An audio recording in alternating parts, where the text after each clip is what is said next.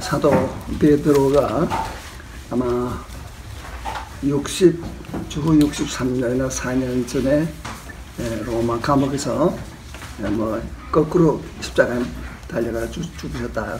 그렇게 저를 짐작하는데요.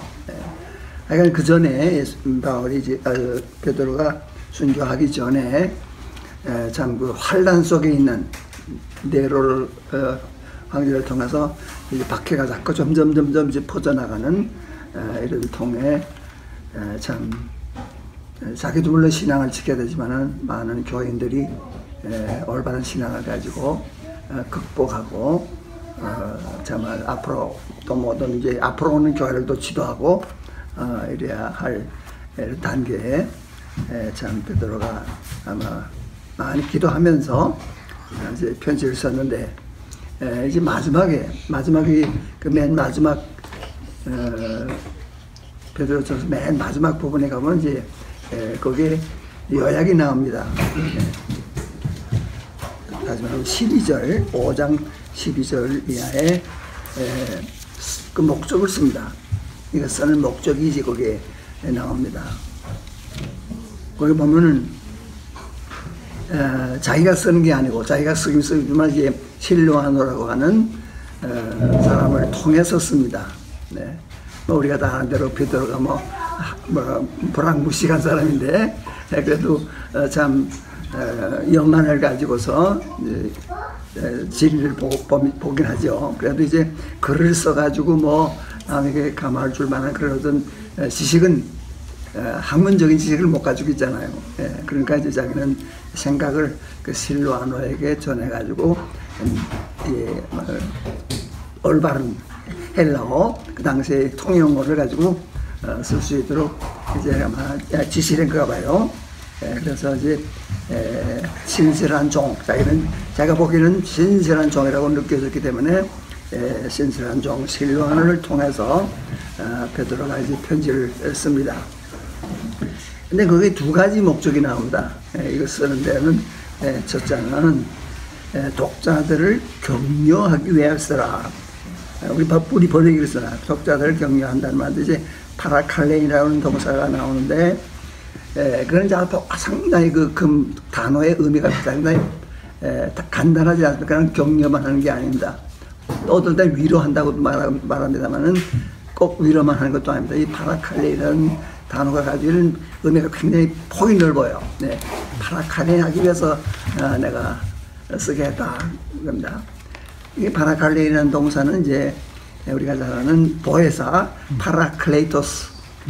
그 이제 성령 아닙니까? 성령을 파라클레이토스라고 나와요. 내가 이제 가면은 나와 같은 파라클레이토스를 보내겠다 하겠단 말이에요. 그러면 이제 보혜사라고 보내겠습니다. 우리말로 보혜사라고 보내는데 이게 한 문자 아닙니까? 보호한다는 말고 은혜해자 쓰다 그 스승 보호하고 뭐 은혜 베푸는 스승이다 이렇게 한 문자로 번역을 했지만은 그 파라클레토스라는 말을 부분적으로밖에 표현을 못해요. 그거 가지고 파라클레토스라는 말 속에 있는 뜻이 보혜사를 가지고서는 아주 극소부분에 밖에는 표현을 못한단 말이죠. 뭐 우리가 조금 더 조금 풀어보면은 파라라는 말 옆에 오거든요. 옆에서 콜을 한단 말, 칼레오, 옆에서 불러준다, 옆에서 말하는 자라는 말이죠. 내가 있는데 내 옆에서 내가 말을 못하고 내 대신에 옆에서 와서 말해준다는 얘기입니다. 그 성령은 이제 우리 옆에 오셔서 예수님께서 하늘로 가시면서 예수님 대신 보내주신 분이 성령인데 성령이 내 옆에 와 계신단 말이에요. 내 옆에 와서 뭘 하느냐? 말씀해 주신다는 겁니다. 칼레와 말씀해 주신다. 그럼 그 말씀해 줄 때는 여러 상황에서 같은 한 가지만이 아닙니다. 슬플 때 내 옆에서 뭐라고 했습니까? 위로해 주겠죠. 내가 무슨 무서워할 때 격려해서 무섭지 않게 해주겠죠. 내가 어떤 재판에 걸렸다면 내 대변인 애드보케이트가 돼요. 나를 대변해서 말해준 자가 되고요. 하여튼 나의 전체 생활 속에서 내가 필요할 때마다 나에게 말해주는 대변인이란 말이에요. 대변인 역할을 한다는 얘기입니다. 그럼 뭐 굉장하죠. 우리 이제 계속해서 우리와 같이 계시면서 모든 상황에서 말씀해 주시는 그런 분이라는 얘기입니다. 자, 그러니까 그런 역할을 하는 겁니다. 이제 독자들에게 이런 여러 가지 우리 모든 상황에서 우리를 도와주려고 한다. 그런 편지 쓴다는 겁니다. 그래서 하여튼 그 목적이 첫째는 그냥 격려만 하는 게 아니다. 위로하고, 어떨 때는 뭐 책망하고, 뭐 어떨 때는 뭐 밀어주고, 모든 생활을 다 하는데, 물론 베드로서에 다 나오건 아니지만 몇 가지밖에 안 되지만 하여튼 한 가지만은 아니에요. 그냥 그래서 격려만 하는 게 아닙니다. 위로만 하는 게 아닙니다. 여러 가지 예가지 나옵니다.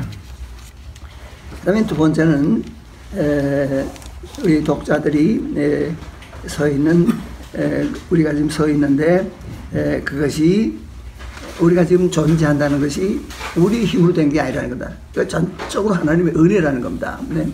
전적으로 은혜라고 하는 것을 증언하려고 한다. 우리 실존이 지금 예수 믿고 지금 살아가는 이것이 내 힘으로 된 건 절대로 아니다. 은혜다 하는 것을 증언하려고 하는 겁니다. 그것이 두 번째 목적이라는 겁니다. 하여튼 그래서 간단하게 이제 그 베드로전서라는 것은 이렇게 우리 독자들을 격려하고 혹은 위로하고 보혜사의 역할을 한 거죠. 이런 역할을 하게 하고 또 그다음에 이제 말한 대로 우리가 은혜를 받았는데 여기에 대해서 참 증언하는 뭐 우리 받은 사람 잘 모르잖아요. 그래도 이제 우리밖에 또 우리만 가질 수 있거든요. 그러나 이것을 또 남들에게 증언해가지고 많은 사람이 그 같은 또 은혜를 받도록 하려고 하는 어떤 전도 미션이라고 하는 것도 선교의 목적도 있다고 그렇게 봐야 되겠죠.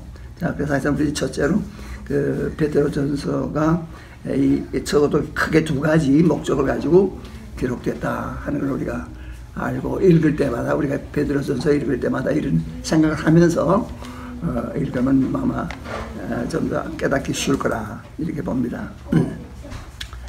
자, 그러면 이제 거기 뭐 여러 가지 내용이 있지만 우리가 시간이 많지 않으니까 그래서 군데군데 좀 더 건너뛰면서 몇 가지만 우리가 같이 한번 생각해 보면 좋겠어요. 우리 아까 우리 설교를 한 본문으로부터 한 첫째가 3절에서부터 1장 3절에서부터 12절까지 나오는 첫째 대목인데요. 그 대목에 이제 대개 그걸 산소망을 주셨다. 산소망이 있다. 이런 것을 말하는 그 대목이라고 보고요. 또 아까는 저는 이제 제목을 찬송하리로다 하는 말로 시작했어요. 처음에 찬송하리로다. 이 찬송한다는 말은 우리는 그저 하나님을 찬송한다. 그렇지만은 그 원어가 이제 유로게이토스라는 단어가 나오는데요. 유로게이토스라는 말은 좋게 말한다는 소리다. 좋게 말한다. 유로게오 좋게 말하는 거예요. 그 좋게 말한다는 것은 이제 크게 두 가지를 볼 수가 있거든요. 아랫사람이 윗사람에게 좋게 말한다고 할 때는 이 찬양입니다. 칭찬해주고 찬양을 해주는 게 옆에서 높여주는 게 칭송한단 말이에요. 네. 그때는 이제 같은 단어지만 좋게 말할 때 아랫사람 위를 향해서는 칭송하고 찬송하는 겁니다. 그럼 높은 사람이 아랫사람에게 율로게이토스가 뭐겠나? 높은 사람이 아랫사람에게 좋게 말하는 건 뭐겠냐면 이거 축복이에요. 축복. 네. 그러니까 축복한다는 얘기입니다. 하나님께서 우리를 축복한다고 할 때도 율로게이토스 씁니다. 같은 단어지만은 그 위치에 따라서 하나는 찬송하는 것이 되고 하나는 축복하는 것이 됩니다. 자, 여기서는 이제 하나님께서 우리에게 한 것 때문에 우리가 하나님을 찬양하는 거예요. 우리가 찬양하는 노래 그 내용이 나오는데 그 내용은 아까 말한 대로 우리 설교의 말씀도 나온 대로 여러 가지 우리에게 우리에게 은혜를 주었다. 크게 우리에게 큰 은혜를 주었다는 얘기. 놀라운 은혜를 우리에게 줘서 우리가 이제 중생을 했고 또 우리가 이제 그 소망을 가지게 되고 큰 소망. 이 세상에 살다가 죽으면 저 천당 가서 뭐 좋은 자리에 앉는다. 그 정도가 아니에요. 예. 우리 한국 신도들 되게 그러거든요. 예수 믿으면 복 받고, 예수 믿으면 천당 가고, 천당 가면 뭐, 어떤 뭐 보좌에서 뭐 어떻게 뭐 좋은 자리에 앉아 있다. 뭐 그 정도밖에 생각하지 않아요. 그래, 그게 아니거든요. 우리의 소망은, 그 다음에 나오는 대로 말할 수 없이 큰 그 기업을 우리에게 받는 겁니다. 기업. 예. 클레로노모스가 아니라 우리 분깃이 있어요. 예. 우리에게 주식으로 약속하고 다 준비해 놓은 많은 저희 그 축복의 기업이 우리가 물려받을 것이 있다는 거란 말이에요. 제가 뭐 아까도 잠깐 얘기했지만은 우리가 받을 기업이 얼마인가를 우리가 뭐 잘 모르긴 하지만은 난 짐작하고 늘 학생들에게 그렇게 가르칩니다. 그러면 이제 사람들에게 뭐 지금 아담 때부터 지금까지 사람이 몇 사람이나 태어났겠느냐, 앞으로 또 얼마나 태어나갈지 우리 모르지만 하여튼 지금까지 태어난 사람이 몇 사람이나 되겠느냐 하면은 한 3, 40년 전에 기독 공부에 난 기사가 났댔습니다. 그때 보면은 아담 때부터 그때까지 아마 한 700억이 났겠다, 이렇게 계산하는 사람이 있어요. 예. 뭐 그것도 뭐 올바른 건 아니겠지만 하여튼 오늘까지 난 1000억이 났다고 합니다. 1000억 사람이 났다고 하면은 하나님께서 우리에게 다 골고루 나눠준다면은 은하계가 하나씩 돌아가는 거예요. 1000억 개로 된 은하가 하나씩 돌아갈 수 있는 거예요. 네. 그러니 상상할 수가 없어요. 우리가 받을 기업이 얼마나 풍성하고 얼마나 크다고 하는 것은 뭐 정말 상상할 수가 없습니다. 하여튼 이런 큰 소망을 우리에게 주셨다고 하는 것, 그것 때문에 이제 우리는 찬송할 수밖에 없다. 그런 내용이 바로 이 첫 번에 나옵니다. 3절로부터 12절까지 나오는 얘기입니다. 그 다음에 13절로부터 25절까지 1장 13절로 25절까지 보면 우리를 부를 때 왜 부르느냐? 거룩하게 살게 하려고 불렀다는 겁니다. 거룩한 삶으로 우리를 불렀다.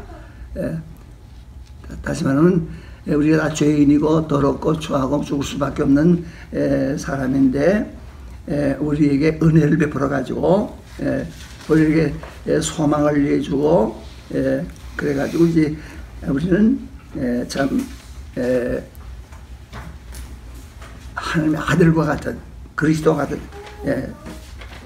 아주 순종하는 아들이 된단 말이요. 순종 아들이 되고 또 거룩하게, 말하자면 내가 거룩하니 너희도 거룩하라고 하면서 하여튼 거룩이라는 구별됐다는 얘기 아닙니까? 구별된, 죄인이 아니고 세상 사람과는 다르고 이제 하나님의 자녀로 구별된 자로서 우리를 불렀단 말이죠. 거룩하게 만든 우리 사람들이다. 그러니까 우리의 삶은 이제 거룩한 삶이 되어야 되겠다. 그런 얘기를 강조해 줍니다. 12절로 20절까지, 25절까지. 자, 그러면서 이제 거기에 이제 조금 더 하여튼 우리 생활이, 그러니까 우리의 생활이 거룩해져야 된다고 하는 것 우리가 늘 생각해야 되고요. 그 다음에는 이제 우리 아버지 하나님께서 우리 모든 사람을 하나님은 외모를 가지고 판단하지 않고 우리 그 속을 가지고 속 사람을 가지고 판단하는데 아주 그 흠없고 티가 없는 어린 양과 같은 그리스도의 고귀한 피로서 우리를 구속을 했기 때문에 하여튼 그리스도를 닮은 귀한 아름다운 사람으로 이제 변해야 되겠다는 것입니다. 그래서 하여튼 그러기 위해서 깨끗한 마음으로 서로 열심히 사랑하는 생활을 하라. 그렇게 그런 권고를 하면서요. 하여튼 우리에게 이제 하여튼 거룩한 생활을 하라고 하는 그런 권면이 나옵니다. 여기 베드로전서의 특색 중에 하나가 뭔가 하면은요, 바울과 다른 거는 바울은 먼저 교리를 먼저 말한다. 믿음의 도리를 먼저 말하고 마지막에 우리가 어떻게 살아야 되느냐는 도덕적인 얘기를 맨 마지막에 하는데, 이 베드로서는 자꾸 섞어갑니다. 진리를 말하고 또 도리를 말하고 이렇게 윤리적인 걸 섞어 나가야 돼. 아주 이제 좋은 스테이크를 보면 거기에 빨간 고기가 있고 또 그게 또 이제 뭔가 기름이 들어가잖아요. 이렇게 해서 이제 아름다운 좋은 스테이크가 되는 것처럼 이 하나님의 말씀을 이 베드로는 섞어가요. 예, 교리를 말하고 윤리를 말하고 교리를 말하고 윤리를 말하고 이렇게 섞어 나갑니다. 그것이 이제 베드로서의 하나의 특색입니다. 자, 그 다음에 2장으로 가면요. 2장 1절로 10절에 보면은 산돌이라는 말이 나옵니다. 살아있는 돌. 네. 자, 그러면서 거기에 우리가 이제 거룩한 삶을 살라고 위해서 우리가 부름을 받았으니까, 물론 우리가 이제 모든 악한 것, 속된 것, 뭐 가식이라든가 질투, 모든 이런 것들 다 물론 버려야 될 것 같고요. 그 다음에 이제 아주 갓난아기들이 예수 그 젖을 사모하는 것처럼 우리 신자들이 아주 순수한 하나님의 자녀가 돼가지고 영적인 젖을 사모하라는 겁니다. 신령한 젖을 사모하는 우리가 돼야 되겠다는 겁니다. 그래서 그 신령한 우리가 늘 성경 말씀 통해서 기도를 통해서 하나님께서 주시는 그 신령한 양식을 먹고서 이제 그 어린아이들이 젖 먹고 자라는 것처럼 우리가 각각 자라야 된다는 겁니다. 네. 그러면서 그렇게 해가지고 이제 아까 말한 대로 산돌이신 주님, 예수님을 산돌로 거기서 비유합니다. 예수님은 살아있는 돌이다. 겁니다. 네. 우리 다니엘서에 보면 그 돌이 날아와가지고서 그 우상을 깨뜨립니다. 네. 깨뜨려가지고 싹 부숩니다. 네. 예수님은 이제 거기다 한번 비교한 것 같아요. 예수님을 산돌이라고 그렇게 비교하면서 우리들도 예수님과 같이 산돌이 돼가지고 같이 집을 지어나가고 같이 집을 지어나가면서 마지막에 교회가 되고 하나님의 나라가 돼가지고 이제 그 악을 깨뜨리고 악을 부숴버리고 이렇게 가지고 이 하나님의 나라가 건설되는 이런 작업에 동참하라는 얘기죠. 산돌이신 예수님과 함께 우리도 산돌이 돼가지고 함께 지어서 나가야 된다는 겁니다. 고린도전서 3장 9절에 보면요, 거기 이제 바울이 고린도 사람들을 향해서 여러분은 나하고 동역자입니다 그래요. 여러분은 나의 동역자입니다. 하나님께서 나라를 건설해 나가는데 하나님의 나라를 건설하는 방대한 작업 속에서 하나님께서는 우리를 불러가지고 우리도 하나님의 동역자가 되게 한다는 말이 나옵니다. 동역자다. 그 다음에 이제 우리는 하나님의 말하면 땅이다. 우리가 땅이다. 우리가 바로 하나님께서 농사 짓는 사람이 씨를 뿌려서 거기서 곡식을 내는 것처럼 우리가 하나님의 일을 하는데 하나의 밭이라는 거다. 우리는 하나님의 밭이다. 그러니까 우리를 통해서 이 세상에서 하나님의 나라 운동할 때 여기서 열매를 내야 되는 거예요. 우리만 믿으면 되는 게 아니라 우리를 통해서 열매가 나와야 된다. 그런 얘기를 하고요. 세 번째가 뭔가 하면 우리는 하나님의 전이라 그래요. 우리가 바로 하나님의 전이다. 우리와 하나님이 같이 와서 살고 우리 속에 하나님이 와서 살 수 있는 아름다운 전이 되어야 된다는 겁니다. 우리들이. 네.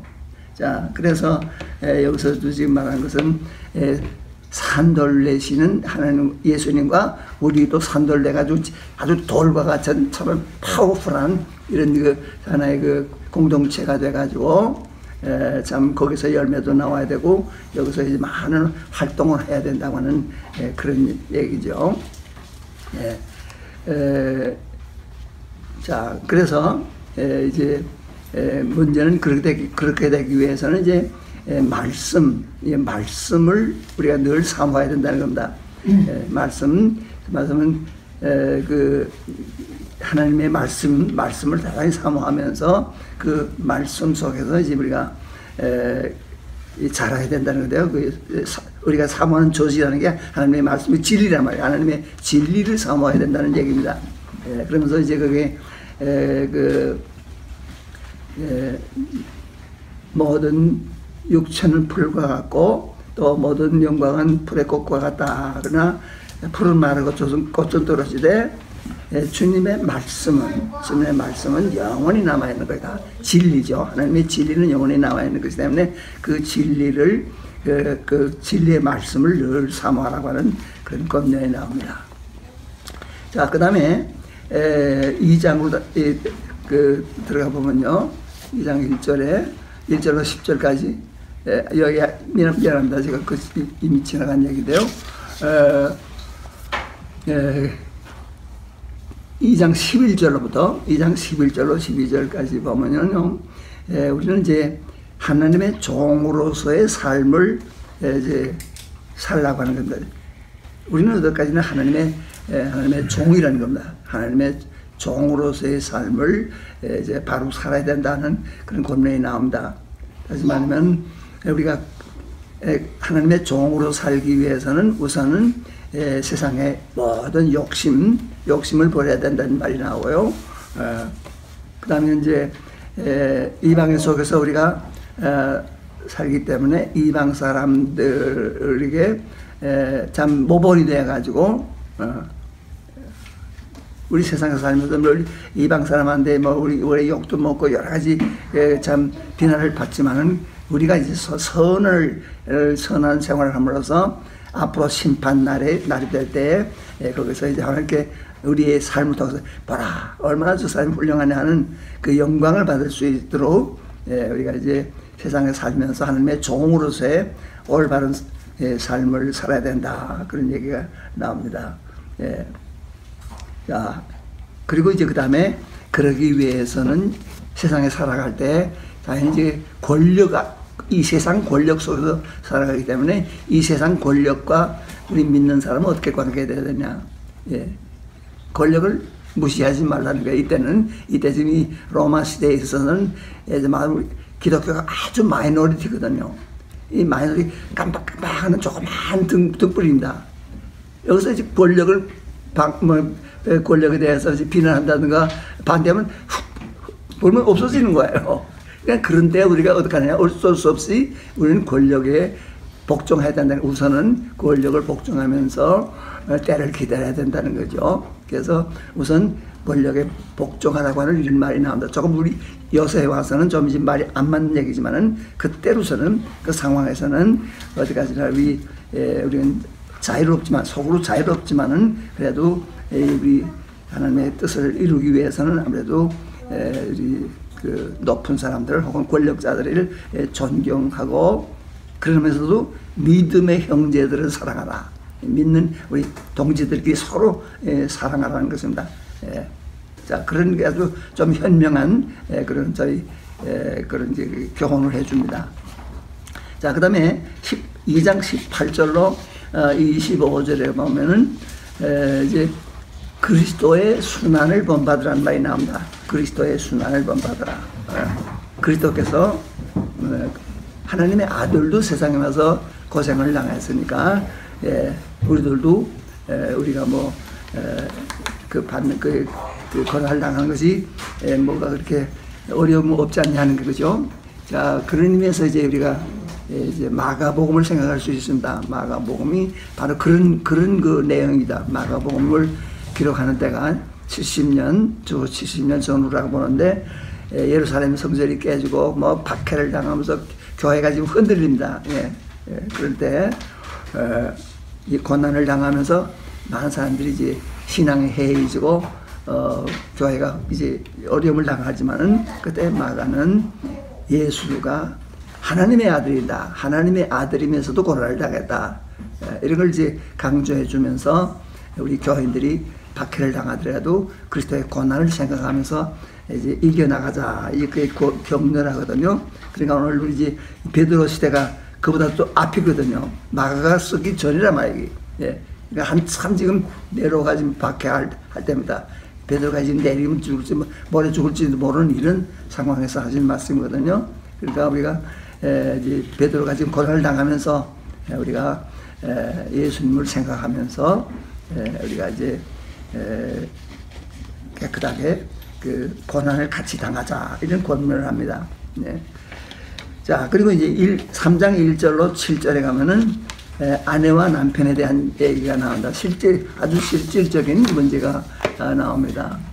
여기서는 이제 우리가 이 초창기이기 때문에, 기독교의 초창기이기 때문에 이제 교회가 물론 있긴 있지, 조그마한 교회가 있긴 있지만은 많은 사람이 교회에 안 들어와 있고, 특히 여성들이 아마 많이 교회로 들어왔을 거란 말이에요. 여성들은 교회에 많이 있고, 남편들은 안 믿는 남자가 많아요. 그럼 이런 상황에서 우리 여성들이 어떻게 해야 될 것이냐. 네.